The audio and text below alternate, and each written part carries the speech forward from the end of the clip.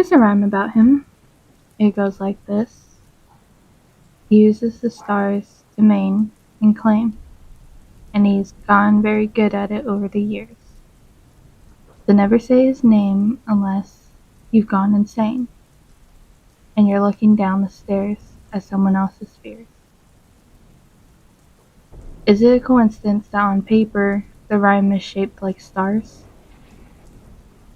Walt the Stairman. There, I even said it out loud just now. But I'm not on the stairs. At least, I don't think I am. Technically, you need more than the name. You need memory. People at school were talking about him. I didn't know which people brought it into our school, but it got around. Somebody even posted a video of themselves dancing on the stairs while saying the rhyme. They did not say his name. A couple of days after hearing about Walt the Stairman, it began to seem oddly familiar. My friend said as much too, but none of us could decide which specific memories it came from. Our recovered memory of him was almost like a stairway detached from a larger house.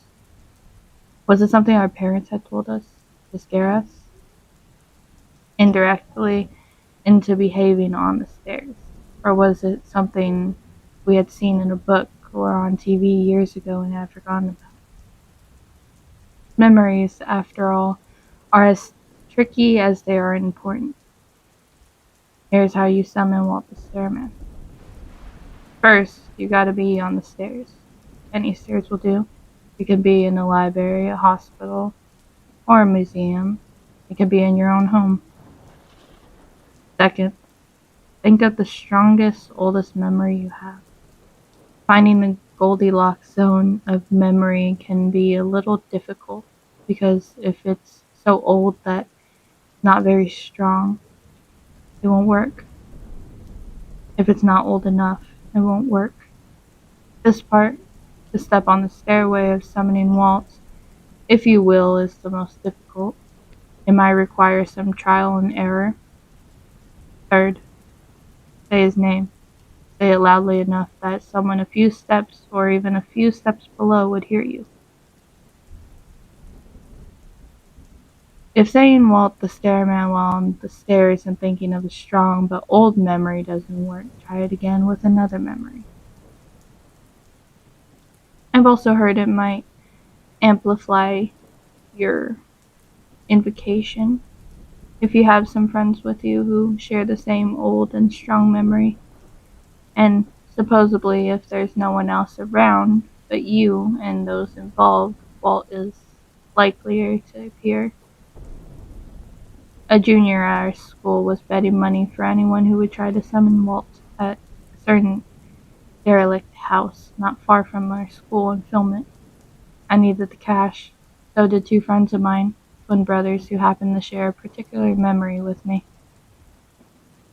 The old memory we strongly shared was someone getting run over in our neighborhood. It had been a hit and run. We had been playing soccer outside in the front yard during the summer. Our parents had either been inside or at work. They had not been able to protect us from the sight of an old man slammed down and partially smushed into the asphalt. The car had reversed and rolled over the hump of his corpse before beating a hasty retreat. Lucas and Liam didn't see who was driving. I remember looking into the driver's side and seeing no one was there. No one there but a shadow. Lucas and Liam didn't believe me about that, and I think my parents and the therapist I saw afterwards believed I was either remembering things wrong or lying as an outlet. Despite my memory distortion regarding the driver, it was weird and horrific and old and strong. We agreed the memory was the same for all three of us. It didn't help that the victim was someone who had wandered miles from a retirement home into our neighborhood. I only found out later, when I was older, as if he'd been summoned to his death. That happened when we were in first grade. Because of newspaper proof of the incident, we were able to get that junior at our high school to triple their money. It's no big deal, I told the twins while we were discussing the bet apart from the others. We just have to go to the abandoned house, climb partway up whatever stairs remain, and date Walt the stairman for the camera. We don't need to remember the old man getting run over, because it's impossible for anybody to know what we were thinking, and nothing will happen anyway. But if we get in trouble for breaking and entering, Liam said, the house barely has a roof left. I said, no one's lived there for years. What about squatters? Lucas said. What about the money you needed for car parts? I counted. Besides, I said, the location might be renegotiable. We'll just have to be cautious when we get there. We were cautious enough. We told our parents we had a group project we had to work on after school. In a way, we were telling the truth. Besides that, as seniors, we were on no longer a leash. Until about 11 p.m., we hung out at a movie theater to kill some time. It wouldn't do to get there too early and get spotted into that house. All we needed was our cell phones, a name, and the capacity to go inside and climb the stairs. It was too bad that going to a certain location was part of the bet. Otherwise, we'd have chosen any stairs. We were all nervous as the movie theater's arcade machines blinked and prattled around us. Just in case, Liam said. Let's do our best to not remember that guy getting run over when we were little. Sure, just in case, I said. Lucas agreed. We pulled up to the derelict house in the twins' ratty car a little after 11. Maybe 1/3 of the house roof remained. The other 2/3 of the top were boards rising up into the liquid night like the columns of a pier. The slide was weathered. If there had been any boards over the doorway or windows, they had fallen down, showing gaping holes. The house was a dead thing that had never been properly buried. It was unclear how many stories it was from the outside, or what style the house was supposed to have been. If any squatters lived there, they'd be exposed to the elements. Liam silenced the sputtering car, and we snuck through the tall weeds with our cell phone cameras on record. Glancing around showed a half a dozen houses on that street. A few of their windows were still lit up. Old-timey music glided faintly towards us. It was probably coming from an open window from one of the other houses. There was no breaking involved. The doorway was a mound inside of a hunched, decaying beast.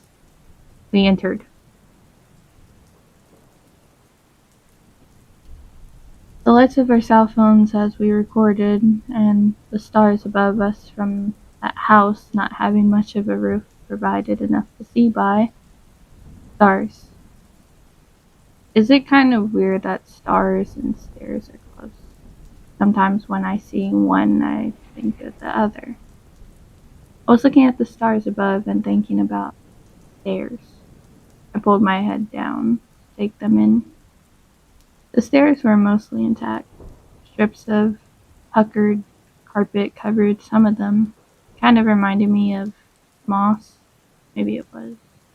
The rails were bent at an obtuse angle, like something wide had been moved along the stairs. Some of the railing had fallen off. It was 2 stories. The rickety stairway wound around a corner to an open hallway with adjacent rooms. The doors to the 2 rooms were in varying states of disrepair, but both had holes rotted in them. They looked like inky black eyes of various sizes. I imagined myself touching one of those bedroom doors and exploding with fat, glistening termites. We're only concerned with the stairs, I said aloud. Too bad, Lucas joked. I wanted to whip something up in the kitchen. We tested out the bottom step. The old wood protested with creaks and groans, but it did not give. Not yet, anyway. Let's only go up 3 steps, William said. Why 3? Lucas said. I don't know. Feels right. There are 3 of us. We'll each go on one of the first 3 steps and film each other. No reason to go higher than that. It made sense. We didn't want to get our ankles broken. Remember to not remember, Liam said. I couldn't help but chuckle, even though my head was throbbing with quick stabs to the tune of my heart. That's just gonna make us want to remember it more, I said. Liam climbed to the 3rd step, easing himself up with care. A fall from the height of 3 steps would hardly be a concern itself, but if we came down on something broken and sharp, it could be bad either way. Lucas followed his twin brother up. Then it was my turn. I got the bottom step. We had our cell phones in each other's faces. We chattered to ourselves and for the benefit of our audience, but mostly to stall. My voice shook and my hands were clammy. I could barely hear the twins over my breathing and heartbeat, even though we were leaning distance from each other. Nothing's gonna happen. We maybe told each other without saying it. We didn't say it, but one of us, I don't remember which, went ahead and hazarded these words. Walt the Stairman. When nothing happened, the other 2 of us said it. Walt the Stairman.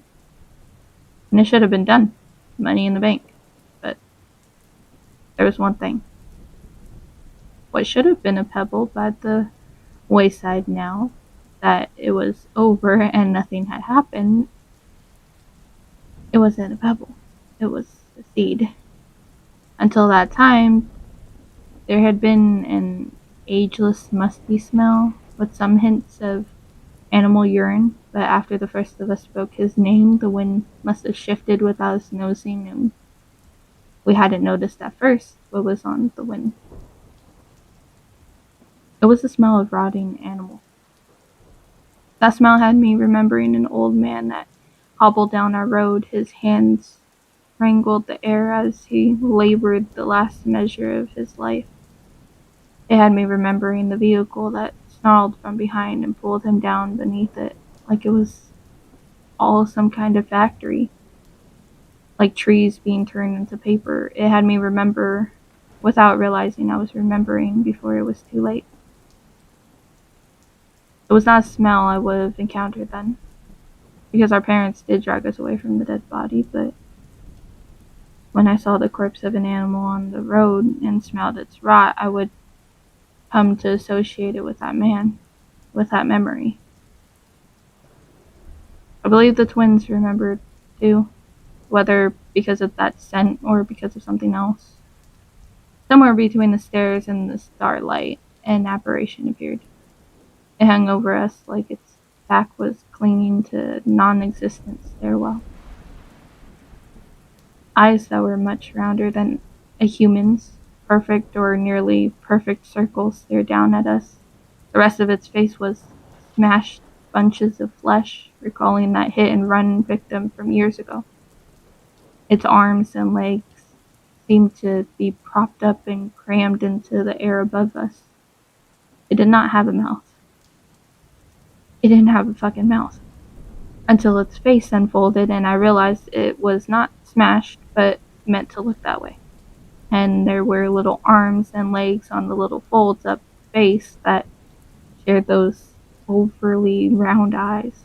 Sharp and glistening proportions rode the skin of its miniature arms. Walt the Stairman dropped down to the stairs with us. Wood busted beneath him. He didn't seem to mind. He rose up, floating out the stars with his height, his elongated arms perfect for grasping existent and or non-existent stairwells, stretched beyond his crooked-looking knees. He wore a strange robe that wasn't far removed from animal fur. Was it the fur of an animal of this earth? I have no idea, and there was no way to tell for sure whether those lumps were knees. We were all paralyzed at first. Walt the Stairman picked up Liam from the third step with his larger arms and forced him down over the steps above. Walt hunched over my friend like a blacksmith over an anvil, pressing and twisting until one of Liam's arms was shoved beneath the stair. Liam's shout was distorted, and his face was pressed against moldy strands of carpet and rotting wood. His brother ran up to help, but the smaller thing on Walt's head, I think that thing was Walt's head, removed itself from Walt and Stairman's body and jumped onto Lucas. I was filming and scared. There was a weight on my chest, a 2-ton weight of fear. Every breath I took was difficult. The smaller thing ripped at Lucas's face with its bladed forearms, but this thing, these two things, called Walt the Stairman, it wasn't human. Whoever had tagged man onto the end it might have done so in sick jets. Maybe it had come from Walt's own twisted, folded up brain that is shared with the smaller thing. The smaller thing herded Lucas up the stairs towards his brother. Liam was squirming, his arm still pinned beneath the step. It herded until its free arm of the larger thing reached and grabbed the wailing, bloody-faced Lucas as the small part of Walt dived off of Lucas' shoulder like a fetus attempting a high dive. The larger body of Walt reached and grabbed and hoisted Lucas into the air, one-armed, before slamming him down. It used Lucas like a hammer to smash his twin brother's arm. Lucas went up and down. Liam cried out as pieces of his brother began to fall on him. His pinned arm that received all that force. It was no doubt smashed, but Liam cried for his brother in place beyond the pain. A soft clicking rattle of bones and meat. What had once been Lucas was cast aside. Liam wept while, headless, Walt began groping for a piece of railing to use. When Walt's head came up, running after me like a bad memory, the only object I had to defend myself with was my cell phone. I flung it at the creature, it fell back, slipped into the shadows, and I ran. I pushed myself so hard in that short distance between the house and the twins' vehicle that I was sure I'd pull every muscle I had, including my heart. Memories are tricky things.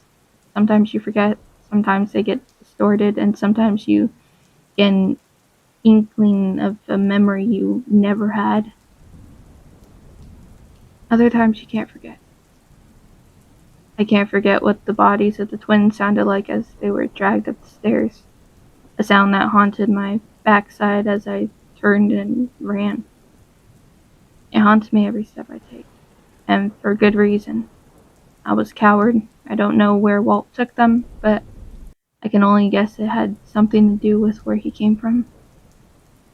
I have no idea what the rules are, but I do know one simple rule. Never speak his name on the stairs. Memories just can't be trusted.